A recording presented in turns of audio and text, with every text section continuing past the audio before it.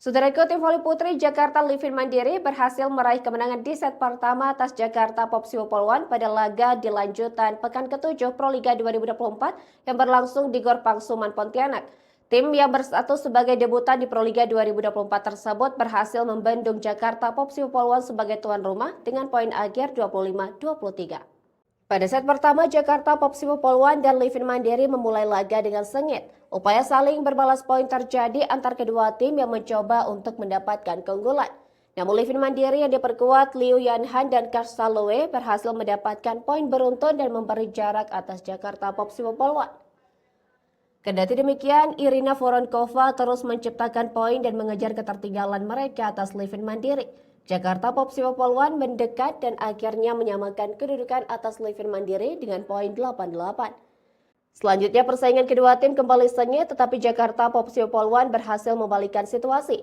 Dalam situasi tersebut, Livin Mandiri yang tak ingin lengah mendapatkan 2 poin beruntun dan kembali menyeret persaingan menjadi berimbang.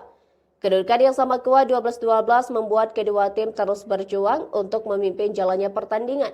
Memasuki pertengahan set pertama, Jakarta Livin Mandiri memimpin dengan kedudukan 16-14 atas Popsiwo Poluan.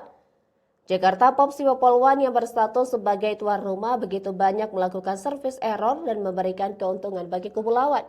Dengan begitu, tuan rumah dengan pemain handalnya Irina Voronkova dan Madison Kingdom terus segera mengatasi performa mereka.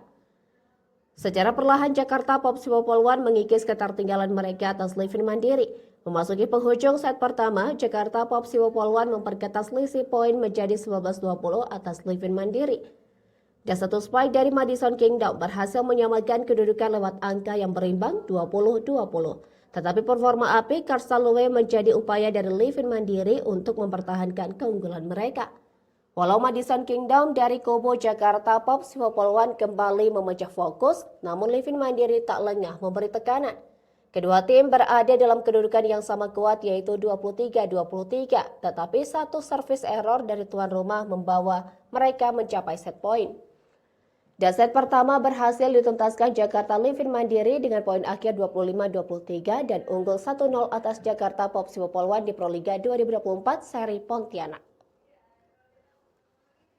Dah kujar